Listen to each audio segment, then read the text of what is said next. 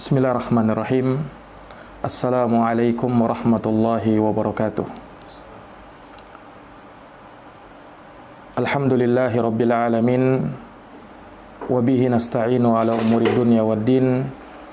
Asyhadu an la ilaha illallah wahdahu la syarikalah. Wa asyhadu anna Muhammadan abduhu wa rasuluh. Sallallahu alaihi wa ala alihi wa sahbihi wa man tabi'ahum bi ihsanin ila yaumiddin. Wa sallama tasliman katsira, amma ba'd. Ma'asyaral muslimin wal muslimat, al musyahidin wal musyahidat, para pemirsa, para pendengar yang dirahmati dan dimuliakan oleh Allah. Alhamdulillahi bi ni'matihi tatimmus shalihat. Segala puji hanya bagi Allah yang dengan nikmat-nikmatnya tertunai segala amal-amal kebajikan. Salawat dan salam semoga tercurahkan selalu kepada junjungan kita, Nabi Agung, Nabi besar Muhammad sallallahu alaihi wasallam, kepada keluarga dan para sahabat, serta orang-orang yang senantiasa meniti jalannya sampai hari kiamat. Para pemirsa yang dirahmati dan dimuliakan oleh Allah Subhanahu wa taala, pada malam hari ini kembali kita akan melanjutkan kajian dari pembahasan fiqhul usrah, fikih berkeluarga, yang kita ambilkan dari al-fiqhul miyassar, dari bab an-nikah wat talaq, pada bab nikah dan talak.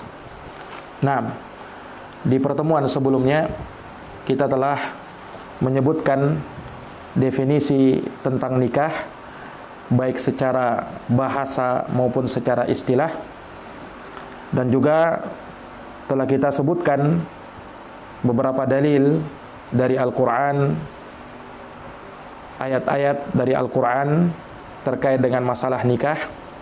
Dan seperti yang telah kita jelaskan bahwasanya an-nikah atau disyariatkannya nikah itu berdasarkan dalil dari Al-Quran, sunnah, dan ijma' para ulama. Adapun dalil dalam Al-Quran sudah kita bacakan dua ayat. Yang pertama di surat An-Nisa ayat yang ketiga, dan yang kedua di surat An-Nur ayat 32. Nah, yang mana ya, dari sana ya, kita mengetahui akan syariat nikah tersebut. Dan perlu kita ketahui bersama bahwa nikah disyariatkan oleh Allah Subhanahu wa taala dan dijelaskan hukum-hukumnya di dalam Al-Quran maupun sunnah Nabi SAW. Maka ini menunjukkan bahwasanya perkara nikah ya merupakan perkara yang juga diatur di dalam syariatul Islam. Dan ini menunjukkan akan kesempurnaan agama kita sebagai pembenaran dari firman Allah Subhanahu wa taala, "Al-yauma akmaltu lakum dinakum wa atmamtu 'alaikum ni'mati wa raditu lakumul Islam madina."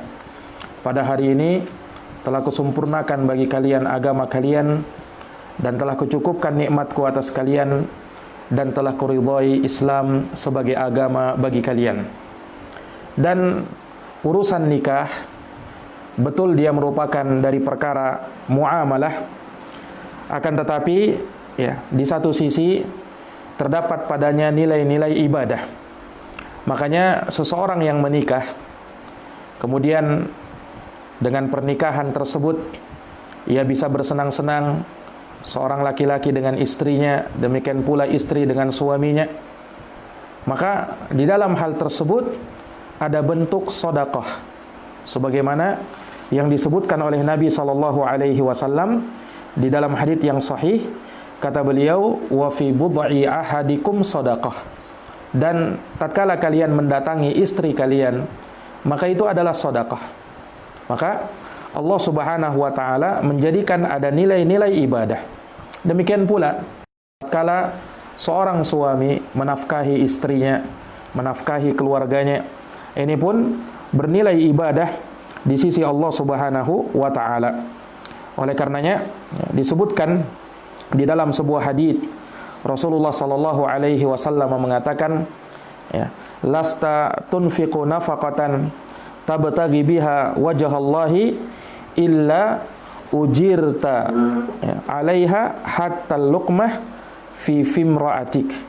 Kata Nabi sallallahu alaihi wasallam, tidaklah engkau memberikan nafkah yang kau berikan yang dengannya engkau mengharapkan wajah Allah Subhanahu wa taala, kecuali engkau akan mendapatkan pahala karenanya, sampai pun tatkala engkau memberikan suapan kepada istrimu, maka itu pun terhitung sebagai nafkah yang kau berikan.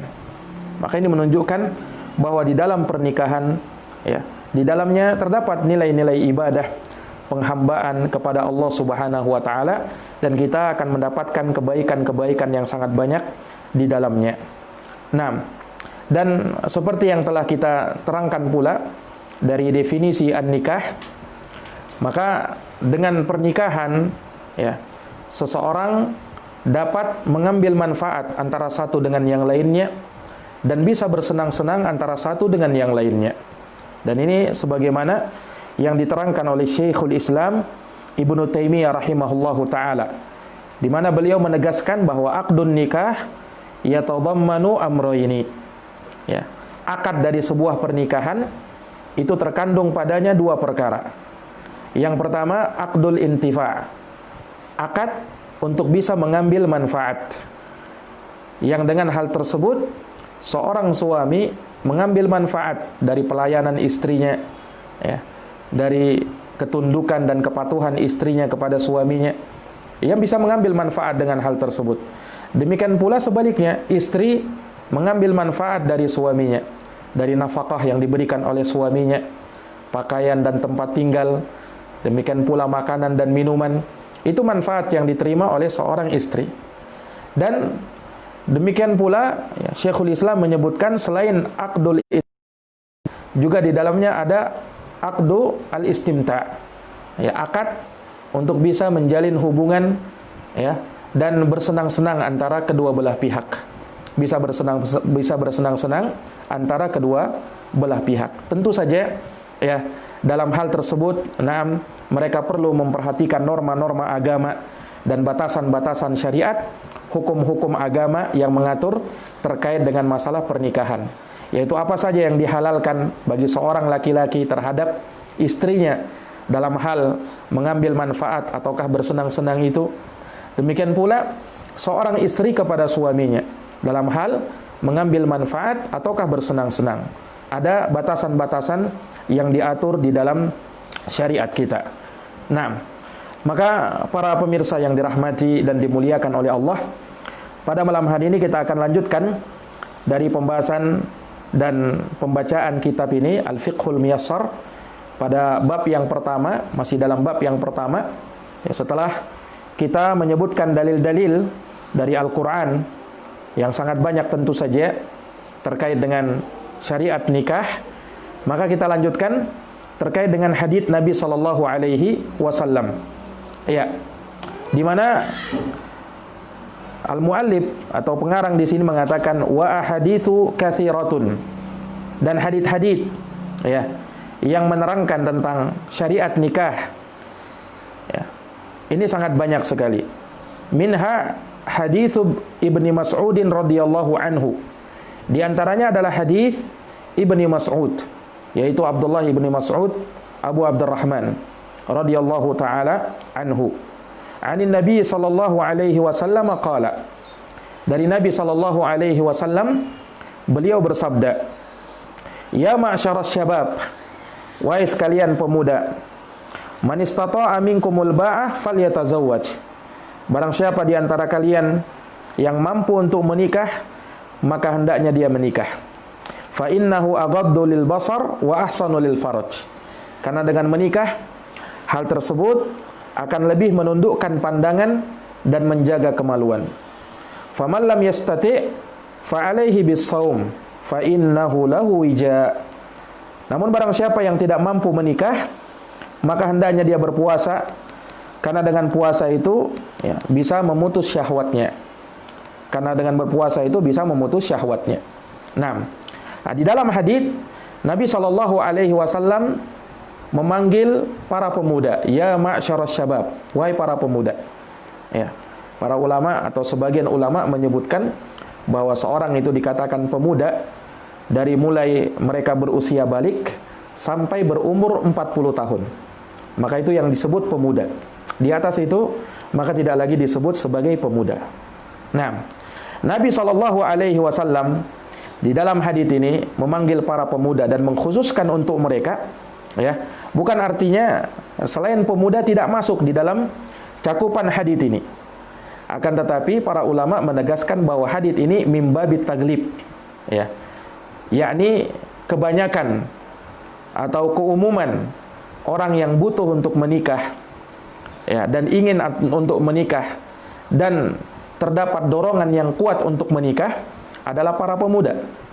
Walaupun tidak menutup kemungkinan orang-orang yang sudah tua juga ingin dan kepengen untuk menikah. Nah, namun tatkala dikhususkan oleh Nabi SAW para pemuda, ini menunjukkan bahwasanya pada keumumannya, ya, dan itu yang banyak kita saksikan. Nah, para pemudalah yang sangat membutuhkan dan lebih banyak membutuhkan yang namanya pernikahan. Adapun orang yang sudah tua, maka terkadang hal tersebut sudah melemah dari mereka. Naam, atau keinginan syahwat sudah mulai melemah. Naam, walaupun pada sebagiannya masih ada di antara mereka yang ingin dan kepengen untuk menikah. Ya. Maka Nabi SAW memanggil para pemuda, ya ma'syaras syabab, wahai sekalian para pemuda. Man istata'a minkumul ba'ah, siapa di antara kalian, ya, yang mampu dan diberikan kemampuan al-ba'ah. Disebutkan oleh para ulama al-ba'ah yakni an-nikah wa tazawuj, ya. Barang siapa yang mampu untuk menikah. Nah, dan disebutkan di sini wal maqsudu huna takalifuz zawaj wa mu'anu. Nah, yang dimaksud di sini adalah, ya, biaya-biaya pernikahan. Nah, biaya-biaya pernikahan atau kemampuan finansial yang dimiliki oleh seorang laki-laki. Dan secara umum para ulama mentafsirkan al-ba'ah dengan dua penafsiran. Yang pertama, al-qudrah 'alal jima', kemampuan untuk melakukan hubungan biologis. Dan yang kedua, al-qudrah 'ala mu'natin nikah, mampu untuk memberikan pembiayaan terhadap pernikahan. Ya, ini yang dimaksud oleh para ulama. Sehingga ketika Nabi SAW menyebutkan siapa di antara kalian yang mampu untuk menikah, yakni mampu, ya, dalam melakukan pernikahan, hubungan suami istri, dan juga mampu untuk memberikan pembiayaan di dalam pernikahan tersebut. Nah, maka kata Nabi, falyatazawwaj, hendaknya dia segera menikah. Ya, kenapa? Fa innahu aghaddu lil basar, karena menikah itu lebih menundukkan pandangan, wa ahsanu lil faraj, ya, dan lebih menjaga kemaluan. Ya. Nah, ini menunjukkan ketika Nabi menyebutkan bahwa nikah itu aghaddu wa ahsanu, ya, dalam bentuk atau sighah tafdil, ya, menunjukkan bahwasanya mungkin saja seseorang bisa menundukkan pandangan, seseorang bisa menjaga kemaluan selain dengan pernikahan. Akan tetapi nikah ini lebih menundukkan dan lebih menjaga kemaluan. Nah, maka Nabi SAW sebutkan dengan sighah tafdil, aghaddu lil basar wa ahsanu lil faraj, lebih menundukkan pandangan dan lebih menjaga kemaluan.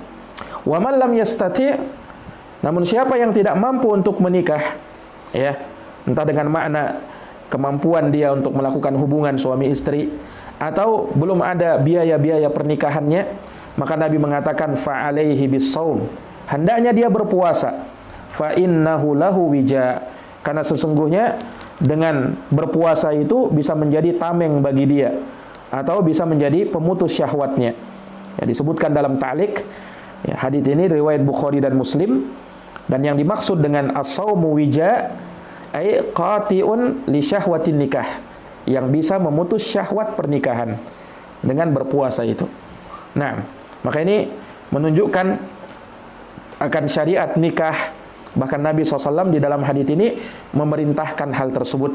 terkhusus bagi mereka yang sudah diberikan kemampuan untuk menikah. Ya. Kemudian para pemirsa yang dirahmati dan dimuliakan oleh Allah, di hadits yang berikutnya, di sini beliau sebutkan wa haditsu Ma'qil bin Yasar radhiyallahu taala anhu anna Rasulullah sallallahu alaihi wasallam qala. Dalam hadis Ma'qil bin Yasar radhiyallahu anhu bahwa Rasulullah sallallahu alaihi wasallam bersabda, "Tazawwajul waludal waduda fa inni mukatsirun bikumul umama." Ya, kata Nabi, nikahilah al-wadud al-walud, wanita yang penyayang dan subur. Kenapa? Fa inni mukatsirun bikumul umam. Karena sesungguhnya aku berbangga dengan banyaknya jumlah umatku. Ya, disebutkan dalam sebagian riwayat, fa inni mukatsirun bikumul umama yaumal qiyamah. Aku berbangga dengan banyaknya jumlah kalian pada hari kiamat. Ya, ini hadits diriwayatkan oleh Imam Abu Dawud, Imam An-Nasa'i, dan disahihkan oleh Syekh Al-Albani rahimahullah dalam Sahihun Nasa'i, dan juga Syekh Muqbil rahimahullah mensahihkannya dalam Sahihul Musnad mimma laisa fi sahihain. Naam. Jadi hadits ini adalah hadits yang sahih dari Nabi sallallahu alaihi wasallam. Ya. Maka di dalam hadits ini Nabi sallallahu alaihi wasallam juga mensyariatkan untuk nikah. Makanya Rasulullah mendorong hal tersebut. Bahkan Nabi SAW memilihkan wanita yang baik untuk dinikahi, yaitu apa? Tazawwajul wadudal walud. Nikahilah seorang wanita yang dia penyayang sifatnya dan subur. Ya. Penyayang dan subur. Nah, ini menunjukkan apa? Seorang yang menikah, dia memperhatikan perkara-perkara ini. Ya, dari sisi akhlak, ya, wanita yang ingin dia nikahi, ya, apakah dia orang yang penyayang ataukah tidak. Nah, itu bisa mempengaruhi. Demikian pula, ya, dia juga memperhatikan kesuburan wanita tersebut. Ya, karena diantara manfaat, ya, dan tujuan dari pernikahan agar seseorang bisa menghasilkan keturunan, anak yang akan menjadi penerusnya nantinya, yang bisa mendoakan dia dan bisa menjadi manfaat bagi orang tuanya. Ya, ketika seorang wanita yang ingin dia nikahi adalah wanita yang salihah, wanita yang penyayang, maka diharapkan akan menghasilkan keturunan-keturunan yang salihin dan salihat, yang hal tersebut akan bermanfaat bagi kedua orang tuanya. Dan ketika Nabi juga memerintahkan untuk menikahi wanita yang subur, ini isyarat dari Nabi SAW, ya, untuk memperbanyak keturunan. Makanya Rasulullah mengatakan, sesungguhnya aku berbangga dengan banyaknya jumlah kalian pada hari kiamat. Ya, maka ini menunjukkan bahwa di antara tujuan pernikahan adalah untuk memperbanyak keturunan. Dan ini tentu saja bertentangan dengan sebagian program manusia pada hari ini. Program keluarga berencana misalnya, yang mengatakan 2 anak lebih baik. Nah, ini dari perkara-perkara yang bertentangan di dalam agama Islam. Ya, di dalam syariat ini kita justru diperintahkan untuk memperbanyak keturunan. Ya. Dan di dalam Islam diharamkan untuk, ya, seseorang memutus keturunannya. Nah, secara totalitas ini tidak diperbolehkan. Adapun hanya sekedar mengatur jarak, ya, maka itu diperbolehkan di dalam agama kita. Seseorang misalnya terlalu subur, nah, dia hamil, ya, melahirkan terus seperti itu. Nah, mungkin terkadang dia butuh untuk mengatur jarak, ya, kelahiran, maka ini diperbolehkan. Adapun sama sekali memutus, ya, keturunan tersebut, ya, entah dengan jalan operasi atau apa, ini dari perkara yang tidak dibenarkan di dalam agama kita. Apalagi, ya, sebagian orang terkadang, ya, merasa khawatir dan takut dengan banyaknya keturunan akan jatuh miskin, dengan banyaknya keturunan akan mengurangi harta dan seterusnya. Nah, ini dari bisikan-bisikan syaitan.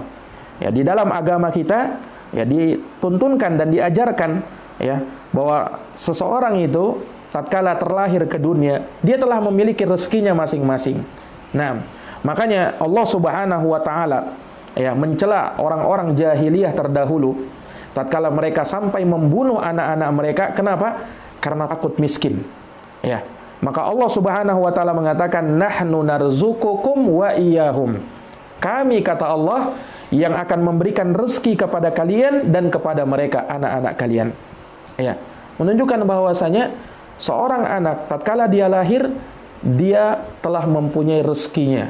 Nah, dia tidak akan mengambil rezeki bapaknya, dia tidak akan mengambil rezeki orang tuanya, sebagaimana orang tuanya tidak akan mengambil rezeki dari anaknya, karena masing-masingnya telah ditetapkan oleh Allah Subhanahu wa taala. Maka ini para pemirsa yang dirahmati oleh Allah, dalil dari hadits Nabi sallallahu alaihi wasallam, dan tentu saja sangat banyak dalil-dalilnya. Nah, dan insyaallah taala akan lewat bersama kita pada sebahagian hadits-hadits yang lain. Nah, para pemirsa yang dirahmati oleh Allah, kemudian setelah menyebutkan dalil dari sunnah Nabi, ya, kemudian beliau menyebutkan dalil dari ijma' para ulama. Ya, karena al-adillah, dalil-dalil yang disepakati oleh para ulama ada 4. Yang pertama dalil dari Quran, dalil dari sunnah, ijma' dan qiyas. Nah, di sini beliau menyebutkan dalil ijma' para ulama. Nah, kata ya Asy-Syaikh rahimahullahu taala, "Na'am, wa qad ajma al-muslimuna ala masyru'iyyatin nikah." Dan sepakat kaum muslimin akan disyariatkannya pernikahan. Sepakat kaum muslimin akan disyariatkannya pernikahan. Nah, ini para pemirsa yang dirahmati oleh Allah. Ini ada nukilan ijma' para ulama terkait dengan masalah ini. Dan tentu saja ini dari perkara yang tidak diingkari oleh kaum muslimin dan para ulama kaum muslimin. Taib. Kemudian para pemirsa yang dirahmati oleh Allah, setelah kita menyelesaikan al-mas'alatul ula, masalah yang pertama terkait dengan definisi nikah dan juga dalil-dalil tentang masalah pernikahan, maka kita masuk al-mas'alatul tsaniyah, masalah yang kedua. Kata beliau rahimahullah, al-hikmatu fi masyru'iyyatin nikah. Hikmah disyariatkannya nikah. Apa hikmahnya? Nah, di sini beliau akan menyebutkan ya sekitar 5 poin dari hikmah syariat pernikahan. Apa hikmahnya? Nah, ya, karena tentu saja semua syariat Allah pasti ada hikmahnya. Ya, termasuk di dalamnya pernikahan. Nah, kata beliau rahimahullahu taala, laqad syara Allahu subhanahu wa ta'ala an-nikaha li hikamin samiyatin yumkinu ijmaluha fil ati. Ya. Sungguh Allah Subhanahu wa taala telah mensyariatkan pernikahan ya, dikarenakan luhur yang mungkin kita globalkan ya pada penyebutan berikut. Yang pertama ya, i'faful furuj. Dari hikmah adanya pernikahan, disyariatkannya pernikahan adalah untuk menjaga kemaluan. Menjaga kemaluan, baik dari seorang laki-laki maupun dari seorang wanita. Ya, sebagaimana hadis yang tadi kita dengarkan bersama, bahwa dengan pernikahan ahsanulil faraj, itu lebih menjaga kemaluan. Nah, di sini terdapat hikmah dari pernikahan. Dengan menikah akan menjaga kemaluan seseorang. Ya, dia tidak akan mendatangi hal-hal yang diharamkan di dalam agama, ya. Dan dia mencukupkan dengan hal yang dihalalkan di dalam agama, yaitu dengan jalur pernikahan. Ya. Kata beliau, "Id khalaqallahu ta'ala hadal insan wa gharaza fi kiyanihi al-ghazirah al-jinsiyah." Ya, al-gharizah al-jinsiyah. Nah, sebab Allah Ta'ala telah menciptakan manusia ini dan menanamkan ya fi kayanihi, dalam penciptaannya ya, al-ghazirati al-jinsiyah, ya, yaitu insting seksual. Nah, atau suka dengan lawan jenisnya. Laki-laki difitrahkan suka dengan wanita, demikian pula wanita difitrahkan suka dengan laki-laki. Nah, fasyara'allahu az-zawaja, maka Allah mensyariatkan pernikahan li isba'i hadhihi raghbah, untuk memenuhi keinginan ini, wali adami al-abathi fiha, dan tidak ya bermain-main di dalam perkara ini. Ya, tidak bermain-main di dalam urusan ini. Ya, karena kalau seseorang tidak menikah sementara nafsunya menginginkan hal yang demikian, ya, ketika dia tidak dibimbing dengan hidayah Allah Subhanahu wa taala, maka bisa saja dia akan terjerumus ke dalam perkara maksiat dari bentuk perzinahan dan seterusnya. Maka dari hikmah pernikahan yang pertama adalah untuk menjaga kemaluan kita. Menjaga kemaluan kita. Nah, kemudian yang kedua, kata beliau rahimahullahu taala, husulus sakan wal uns baina zaujaini wa husulur rahah wal istiqrar. Nah, ya, jadi dari hikmah pernikahan yang kedua adalah husulus sakan wal uns. Ya, untuk bisa mewujudkan ketenangan dan kebersamaan. Ya, al-uns, kebersamaan. Ya, ini ya, seseorang merasa nyaman, ya, ketika apa? Adanya teman hidup. Itu namanya al-uns, ya. Nah, dari sana para ulama atau sebagian ulama menyebutkan manusia itu al-insan, ya, diambil dari kata al-uns. Ya. Kenapa? Al-uns artinya kebersamaan. Manusia Allah Subhanahu wa taala jadikan sebagai makhluk sosial. Dalam artian mereka tidak bisa hidup sendiri. Mereka hidup bersama, ya. Saling tolong menolong, bantu membantu antara satu dengan yang lainnya. Nah, sama dengan pernikahan tersebut, ya. Dengan adanya pernikahan kita ingin meraih apa? Ketenangan dan juga kebersamaan. Rasa nyaman ketika ada orang yang menjadi teman hidupnya. Nah, makanya kata beliau, baina zaujaini, antara dua pasang suami istri, wa husulur rahah wal istiqrar, dan juga untuk bisa mewujudkan rasa kenyamanan dan stabilitas yang lebih normal. Ya, makanya disebutkan oleh para ulama bahwa orang yang sudah menikah jiwanya lebih stabil daripada yang belum menikah. Orang yang sudah menikah jiwanya lebih stabil daripada orang yang belum menikah. Ya. Nah, inilah yang kita ingin dapatkan dan ingin kita raih dengan adanya pernikahan, supaya ya, jiwa kita bisa lebih stabil. Dan memang terbukti seorang yang belum menikah terkadang ya dia tidak merasakan kenyamanan di dalam hidup. Nah, dia tidak bisa mendapatkan ketenangan. Kenapa? Karena belum menikah. Sementara hasrat ingin menikah sudah ada. Hasrat untuk ingin menikah sudah ada. Ya, maka ya, seseorang sangat ditekankan dan dianjurkan untuk segera menikah. Jangan menunda-nunda yang namanya pernikahan. Ya, sebagian ulama bahkan menyebutkan bahwa di antara orang yang ya mendapatkan kesengsaraan di dunia ini adalah orang yang belum menikah. Orang yang belum menikah. Ini jiwanya sengsara, tertekan, tidak ada orang-orang yang bisa memberikan ketenangan di dalam dirinya. Ya, tapi kalau seorang yang mempunyai pasangan hidup, istri, ya, seorang wanita punya suami, dia akan memperoleh yang namanya as-sakinah. Ya. Makanya hal ini diungkapkan oleh Allah Subhanahu wa taala di dalam Al-Qur'an di ayat yang sangat sering kita dengarkan mungkin dalam permasalahan nikah, yaitu di dalam surat Ar-Rum ayat 21. Allah Subhanahu wa taala berfirman, "Wa min ayatihi an khalaqalakum min anfusikum azwaja litaskunu ilaiha wa ja'ala bainakum mawaddatan wa rahmah. Inna fi dzalika laayatin liqaumin yatafakkarun." Nah, dan di antara tanda-tanda kekuasaan Allah, Dia menciptakan untuk kalian dari diri-diri kalian pasangan-pasangan. Untuk apa? Litaskunu ilaiha, agar kalian bisa memperoleh sakinah di dalamnya, ketenangan, kedamaian. Lihat, ini dari hikmah pernikahan. Ya, makanya seseorang dengan menikah akan memperoleh ketenangan. Wa ja'ala bainakum mawaddatan wa rahmah, dan Allah menjadikan di antara kalian rasa cinta dan kasih sayang.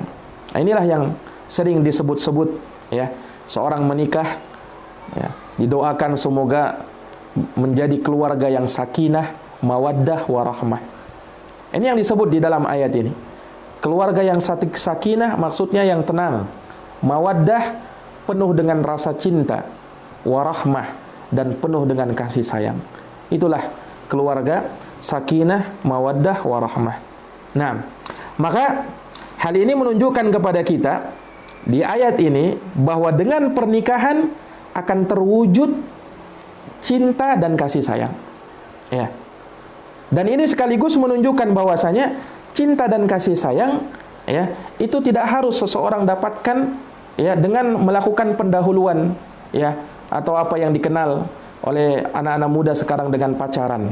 Nah, katanya apa? Bagaimana caranya kita mau menikah sementara saya belum cinta sama dia? Nah, saya belum terlalu kenal sama dia. Ya. Nah, akhirnya dari hal tersebut mereka menghalalkan hubungan-hubungan yang terlarang, yaitu pacaran. Ya.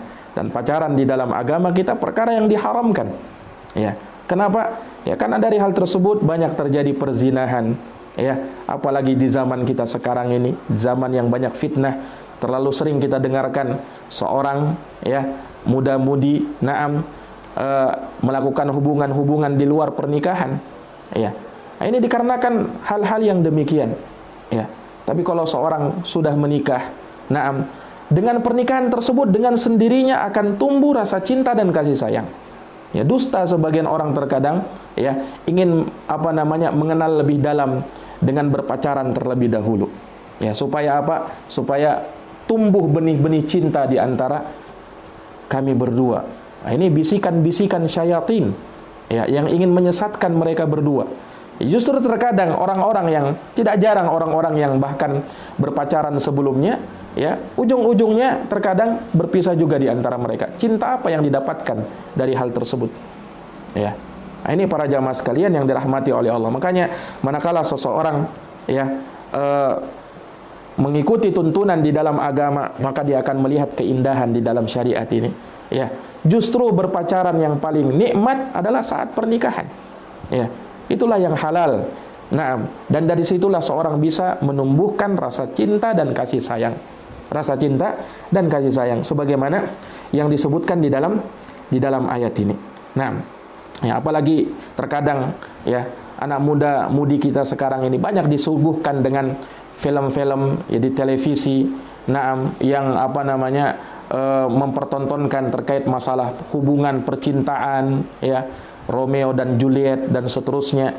Nah, ini dari hal-hal yang bisa merusak mereka, merusak akal fikiran mereka, sehingga, ya, mereka menghalalkan hubungan-hubungan di luar dari pernikahan. Nah, ini para pemirsa yang dirahmati dan dimuliakan oleh Allah. Itu perkara yang kedua. Kemudian yang ketiga, dari hikmah pernikahan adalah hifdzul ansab wa tarabutul qarabah wal arham ba'dhuha bi ba'dhin. Ya. Dengan adanya pernikahan, seseorang bisa menjaga nasab, ya, garis keturunan, wa tarabutul qarabah, dan bisa mengikat hubungan kekerabatan, wal arham ba'dhuha bi ba'dhin, dan menjaga, ya, hubungan tali silaturahim sebahagiannya dengan sebahagian yang lain. Ya kan? Ya, karena seperti yang pernah kita jelaskan, ya, bahwasanya ketika seorang laki-laki menikah dengan seorang wanita, selain dia bisa mendapatkan manfaat dan bersenang-senang dengan istrinya, dia juga mendapatkan keluarga baru. Ya kan? Dia juga bisa mendapatkan keluarga baru, yaitu keluarga dari istrinya. Nah, orang tua istrinya menjadi mahram bagi, ya, dia. Demikian pula istri pun mendapatkan keluarga baru dari keluarga suaminya, yang mana keluarga atau orang tua suaminya menjadi mahram bagi dia. Ya kan? Nah, ini dengan hal tersebut akan tercipta, ya, kekeluargaan, akan terjalin hubungan-hubungan kekerabatan. Naam, dan tentu saja semua ini dari perkara-perkara, ya, yang akan menambah pahala dan keutamaan di sisi Allah Subhanahu wa taala. Baik. Itu perkara yang ketiga. Kemudian yang keempat, dari hikmah pernikahan yang disebutkan di sini, baqaun nasli al-bashari wa taksiru adadil muslimin li'ighadhati al-kuffari bihim walinashri dinillah. Ya. 6. Hikmah yang keempat dari hikmah pernikahan adalah baqaun nasl al-bashari. Ya, untuk eksisnya, ya, keturunan manusia. Ya. Jadi dengan pernikahan agar bisa eksis keturunan manusia itu tetap ada dan terus ada. Ya, bagaimana caranya manusia bisa bertumbuh berkembang tanpa ada pernikahan? Ya kan? Tidak mungkin bisa terwujud.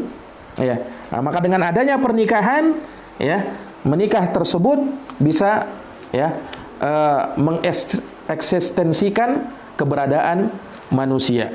Nah, dan juga memperbanyak jumlah kaum muslimin, ya, yang mana hal tersebut bisa membuat jengkel orang-orang kafir, ya, kepada kaum muslimin, karena banyaknya jumlah mereka kaum muslimin itu membuat marah mereka, ya. Dan juga dari sisi lain walinashri dinillah, untuk menyebarkan agama Allah. Ketika kaum muslimin banyak jumlah mereka, ya, tentunya dari sana diharapkan ada orang-orang yang bisa menyebarkan agama Allah. Nah, maka akan semakin tersebar agama Allah Subhanahu wa taala ini. Ya. Makanya, ya, dalam hadits yang tadi kita sudah dengarkan, di antara kriteria wanita yang disebutkan oleh Nabi untuk dinikahi adalah al-wadud. Al-walud, al-wadud. Kata Nabi, tazawwajul walud al-wadud. Nikahilah wanita yang subur lagi penyayang. Ya, sebagaimana dalam hadis yang telah kita dengarkan. Nah, kemudian yang terakhir, yang kelima dari hikmah pernikahan adalah al-hifadz 'ala al-akhlaqi minal hubuti wat taraddi fi hawiyati zina wal alaqatil masybuhah. Nah, dari pernikahan, ya, dengan menikah akan menjaga akhlak. Ya, jadi seseorang menikah bisa menjaga apa? Akhlak, moralitas seseorang. Nah, minal hubuti wat taraddi, ya, dari jatuhnya moral mereka, ya, atau yang dibahasakan dengan dekadensi, ya, akhlak dan moral. Nah, fi hawiyati zina, dalam jurang perzinahan, wal alaqatil masybuhah, dan hubungan-hubungan yang terlarang. Hubungan-hubungan yang terlarang. Nah, jadi ini hikmah pernikahan, 5 perkara yang beliau sebutkan. Ya. Jadi yang terakhir ini, yang kelima ini, untuk menjaga akhlak seseorang. Ya kan? Ya. Kenapa? Karena orang yang terjatuh dalam perzinahan ini orang yang sudah hilang akhlaknya. Ya, orang yang sudah hilang akhlaknya. Demikian pula mereka yang terjerumus dalam hubungan-hubungan yang terlarang seperti pacaran tadi, ya. Ini dari perkara-perkara, ya, yang diharamkan di dalam agama kita, ya. Maka para pemirsa yang dirahmati oleh Allah, ya, ini menunjukkan, ya, bahwa syariat Islam adalah syariat yang menjunjung tinggi yang namanya kemudahan dan kemurahan. Agama Islam adalah agama yang, ya, terkandung di dalamnya kemudahan dan kemurahan. Ya. Dan tidaklah di dalam agama ini ada sesuatu, ya, yang ditutup dari pintu-pintu kejelekan, melainkan di sana akan dibuka pintu-pintu kebaikan yang lain. Ya, perhatikan, tatkala syariat ini mengharamkan perzinahan. Kenapa? Karena dalam perzinahan tersebut ada bentuk kerendahan, penistaan, ya, dan perkara-perkara buruk yang lainnya. Makanya Allah mengatakan wala taqrabuz zina innahu kana fahisyatan wa sa'a sabila. Janganlah kalian dekati perzinahan, karena zina itu, ya, adalah perbuatan yang keji dan jalan yang paling buruk. Ya. Ketika Allah mengharamkan zina, maka Allah mensyariatkan baik dari hal tersebut, ya, yang disyariatkan yaitu nikah. Nah, Allah haramkan zina, maka Allah Subhanahu wa taala syariatkan pernikahan yang dengannya ada penjagaan kepada kehormatan dan kemuliaan seseorang. Demikianlah syariat tidaklah menutup pintu kejelekan kecuali membuka pintu kebaikan setelahnya.